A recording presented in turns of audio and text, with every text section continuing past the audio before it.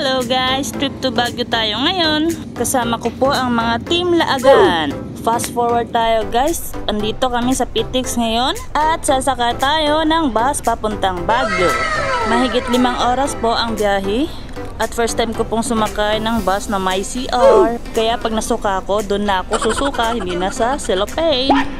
Makalipas ang 5 oras, ay nakarating na po kami sa SM Baguio. Customer service ata tong pinuntahan namin. Di ko sure. Mambay po muna kami dito kasi sobrang lakas ng bagyong Karina. Isipin nyo guys, pumunta kami ng Baguio kahit may bagyong Karina. Basta Team Laagan talaga, walang excuse kahit may bagyo pa yan. Namusta ko na nga ang 2 lovebirds na to. At base sa pagkakaalam ko, hindi daw sila excited. Pero tingnan nyo naman yung OOTD nila. Halatang di po excited. Nice. Dito nga sa bahaging ito ay dito po ang ating chairman. Ay, president pala. Napagod ata si president sa biyahe. Halatang antok na antok eh. Masakit ang tuhod niyan guys. Pero dahil Baguio City ang pupuntahan, kakayanin daw niya ang sakit ng tuhod niya. Abutan na nga kami ng gabi guys, kaya pumunta na kami sa staycation. The next day ay pumunta na kami sa Burnham Park. Kahit nga maulan-ulan guys ay tuloy pa rin ang lakad. Sobrang laki pala ng Burnham Park guys. Feeling ko nasa mga 32 hectares to. I-google nyo na lang kasi hindi po ako sure.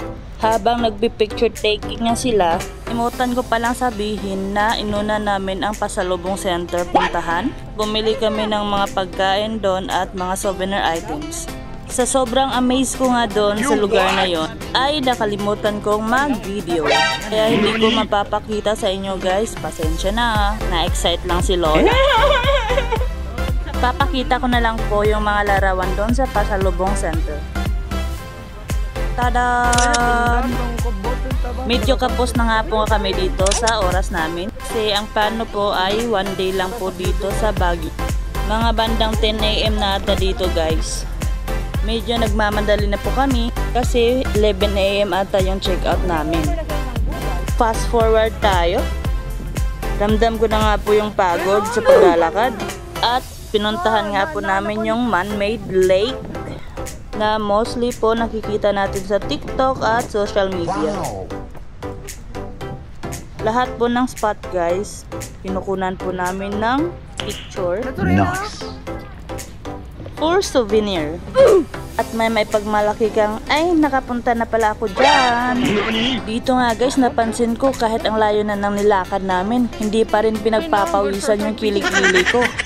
Pero pag sa Manila to guys, wala na, iiyak na to. Kahit t-shirt pa yung suot mo, kahit nakaupo ka lang, luluha talaga. Kaya napaisip tuloy ako, parang gusto ko nang lumipat ng Baguio. Tsaka yung accommodation nila dito guys, kahit hindi ka mag-aircon, grabe ang lamig, parang naka-aircon. Yung SM din dito sa Baguio guys, parang walang aircon. Kasi makikita mo yung mga pugs na pumapasok, tsaka yung mga ambon.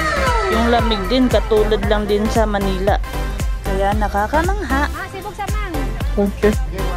Dito nga guys, yung lovers, todo pose. Sana all. Meron din kami ni Mother. Dito guys, napaisip din ako, nakakapagod din pala mag-artista no? Lalo na yung mga photoshoot. Tingmali mo lang, may magagalit guys, kaya ingat ka.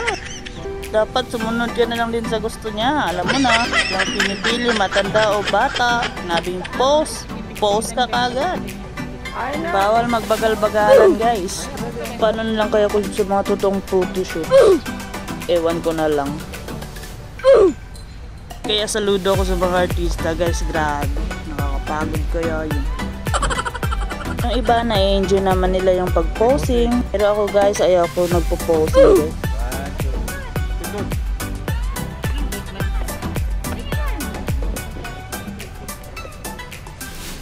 Wala lang ba? Lago pisit ko. Wala ko. Tuloy na, makondi. Dito nga pala na view, matatanaw mo yung SM Baguio. Dito medyo pagod na ako, mabigat kasi yung bag ko, puno ng pasalubong. Chinachat na din ako nung may-ari ng staycation na pinook ko doon sa Makati. Hinahanapan na kami ng ID para kahit late na kami makapasok o makapag-check-in, at least na-inform na yung guard or yung receptionist doon. Grabe guys, lumobo talaga ako. Ang laki ng tiyan ko. Sa kaka-stress eating kasi yan guys, huwag niyong gayahin guys. Kung stress kayo, na lang kayo, exercise. Okay. Sa work kasi namin guys, pag madaming trabaho, nagpapakain kasi ng fast food. Kaya ayan, lumobo.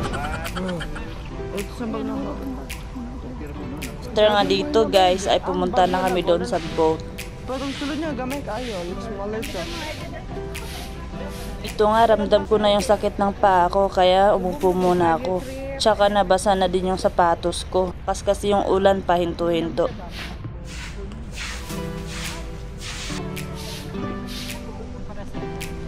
Basta ka man na papa, pasaya sa stair mo.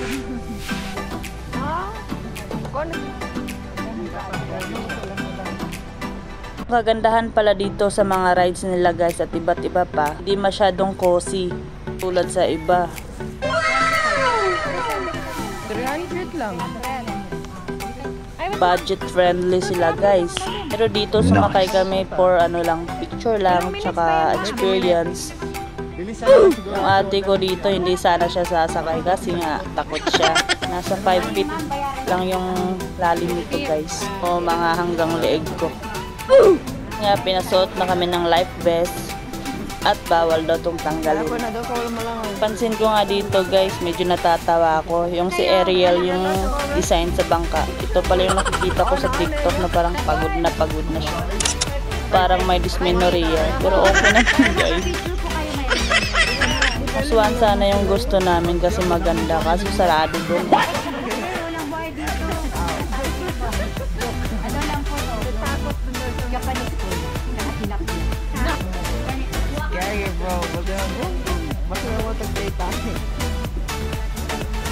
Nga guys, ready na kami para sumakay.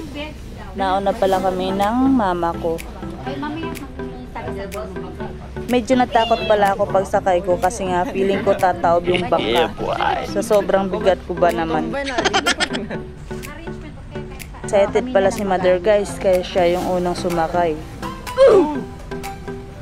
It's bending over 45 degrees. Dito nga banda ay nakasakay na ang lahat. Bumili nga pala kami ng pagkain ng isda kasi mag-fish feeding nga pala kami dito. Ito pala yung mukha ng ate kong matatakutin. Yan lang. 5 feet raman, 5 feet raman. Bro, ano 5 feet naman yung binaba?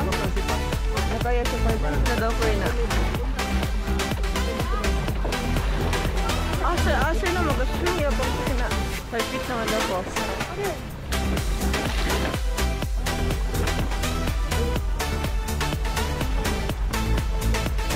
Saglit lang pala talaga kami dito guys. Parang inikot lang namin tong half or 3/4 nitong area ng lake.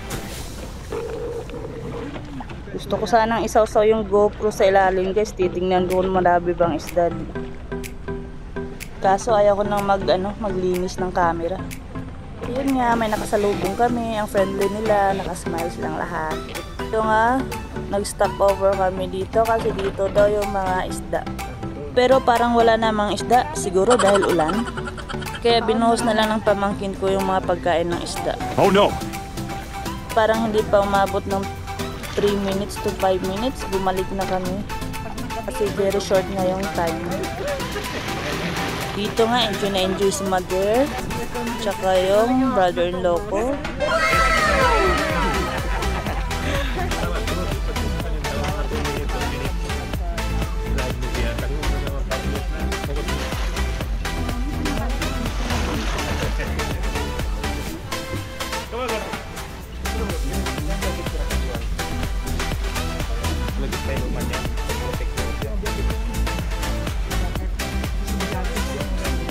At yun nga guys, natapos na yung ride namin.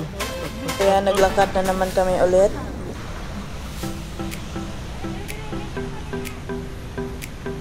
Dito nga ay nag-book na kami ng Grab.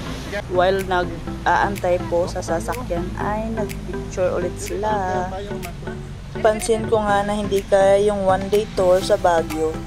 So kung nagbabalak kayong pumunta ng Baguio para mamasyal, siguro mas magandang mga 1 week kayong magstay doon or mataas na yung 3 days para masulit nyo talaga yung ganda ng Baguio. Okay. Continue na lang po natin ang ibang kaganapan sa next video. So ayun nga guys, thank you for watching po. Sana na-enjoy nyo. Please support and subscribe to my YouTube channel, Wish Aga-chan po. Thank you so much. Arigatou gozaimasu. Bye bye.